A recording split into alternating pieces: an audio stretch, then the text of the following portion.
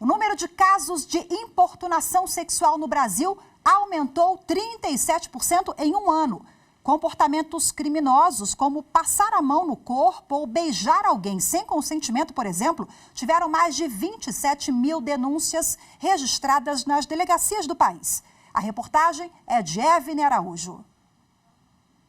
O circuito de segurança mostra uma mulher andando no canto de uma pista. Segundo depois, um motociclista, sem o menor pudor, passa a mão no corpo dela e vai embora. O caso foi em Fortaleza, no Ceará. Em Teixeira de Freitas, na Bahia, esta outra câmera, também instalada na rua, flagra uma moça que anda pela calçada. Um ciclista chega de repente e também apalpa a vítima, sem medo de ser pego. Já em Ponta Grossa, no Paraná, o agressor só foi identificado porque caiu da moto depois de tocar uma pedestre sem consentimento. Nas 3 situações ocorreram o mesmo crime, importunação sexual, inserido no Código Penal em 2018 para coibir e punir atos abusivos que causam constrangimento à vítima.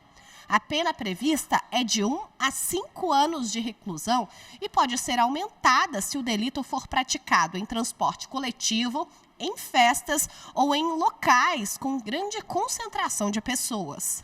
O número de casos de importunação sexual registrados no país teve aumento de 37% em um ano. Foram 27.500 denúncias em 2022 contra 19.900 em 2021. Os dados são do Anuário Brasileiro de Segurança Pública. São Paulo, Minas Gerais e Paraná foram os estados com a maior quantidade de ocorrências.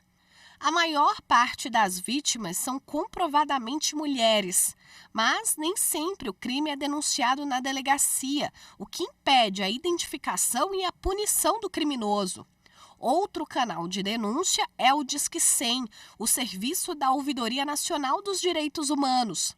Além disso, é essencial que a sociedade se mobilize para combater esse tipo de violência, promovendo a cultura do respeito e da igualdade de gênero. E para repercutir o assunto, a repórter Evne Araújo conversou com o advogado criminalista Rodrigo Vilela Veiga. Vamos acompanhar. Doutor, muitas pessoas confundem assédio sexual e importunação sexual. Qual a diferença entre os dois? Perfeito. O crime de importunação sexual está previsto no artigo 215, letra A do Código Penal, e se refere a uma situação em que o agente criminoso pratica algum tipo de ato libidinoso contra a vontade da vítima, com o fim de satisfazer sua própria lascívia. É importante dizer que este crime é um crime intermediário, com pena de 1 a 5 anos, caso a infração não constitua crime mais grave. Como assim? Caso o sujeito, para este ato sexual, utilize de violência ou grave ameaça, o crime sai da importunação e vira estupro, artigo 213. Já o crime de assédio sexual, talvez seja o crime que as pessoas mais erram, porque as pessoas hoje se referem ao seguinte: fui assediada na rua, recebi um assédio na rua. Tecnicamente isso não está correto. O crime de assédio sexual está no artigo 216, letra A do Código Penal, e ele pressupõe que exista entre a vítima do delito e aquele que pratica o crime uma hierarquia ligada a cargo, emprego ou função. Portanto, o chefe, entre aspas, assim, constrange a vítima a lhe dar algum tipo de favorecimento sexual. Este crime é um crime menos grave do crime de importunação sexual, com pena de 1 a 2 anos apenas. É importante esclarecer que no crime de assédio sexual não há atos sexuais, apenas o constrangimento com o fim de obter o ato sexual. Basicamente, essas são as diferenças. Doutor, e uma pessoa que é pega em flagrante cometendo uma importunação sexual, ela pode pagar fiança? Ela pode arcar com os custos de deixar a prisão e responder o processo em liberdade? Perfeito. Na verdade, a questão da fiança é uma questão interessante. Como o crime de importunação tem pena máxima de 5 anos, o delegado de polícia não pode arbitrar fiança àquele que é preso em flagrante. Portanto, a liberdade provisória desse sujeito será determinada na chamada audiência de custódia. Então, o magistrado, após analisar a manifestação da acusação do Ministério Público e da Defesa, vai se posicionar pela necessidade ou não da manutenção da prisão daquele sujeito. Então, na verdade, não tem muita relevância a questão da fiança. mas se a necessidade ou não de manter o sujeito encarcerado. Essa é a questão.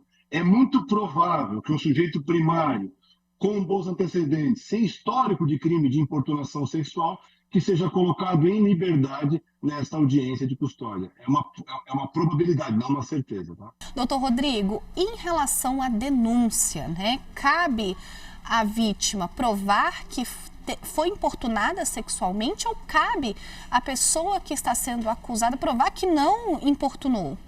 Na verdade, no Brasil, né, como em todos os países democráticos, né, o que vale é o ônus da prova, o dever de provar, na verdade, é de quem acusa. Na verdade, a grande dificuldade, talvez, do crime de importunação sexual seja a autoria. Porque em muitas situações a vítima sequer lembra de do rosto de quem praticou o crime, não tem elementos para indicar esse sujeito.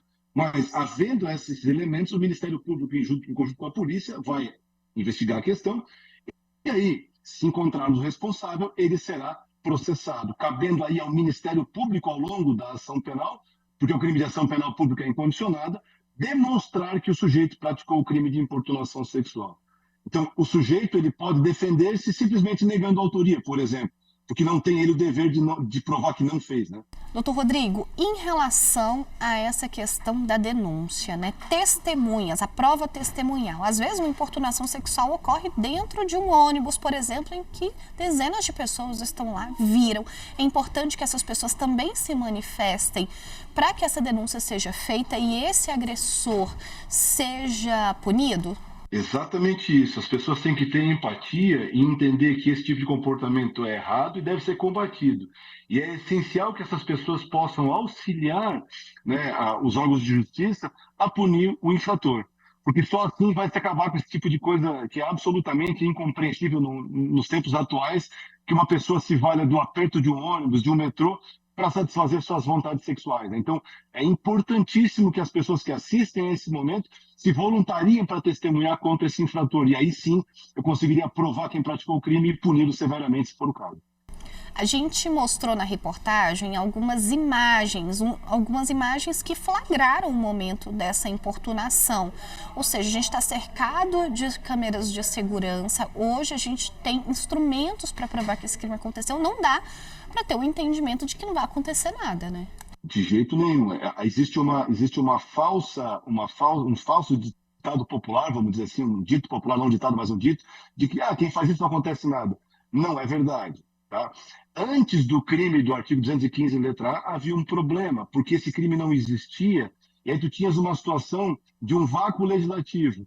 Porque se não era estupro, era uma contravenção penal, então ficava uma coisa, realmente não havia onde encaixar essa questão. Com o surgimento do crime de importunação sexual, foi um avanço importantíssimo, justamente para punir esse tipo de pessoa que acha que tem o direito de satisfazer a sua lascívia contra a vontade de outra pessoa. Então, foi muito boa a criação desse crime, justamente para impedir esse tipo de pensamento que nada acontece. Acontece sim, e é bom que aconteça. Muito obrigada, doutor Rodrigo Vilela Veiga, pela participação e por todas as informações aqui no Jornal da Justiça. Muito obrigado e fico sempre à disposição de vocês. Um abraço a todos.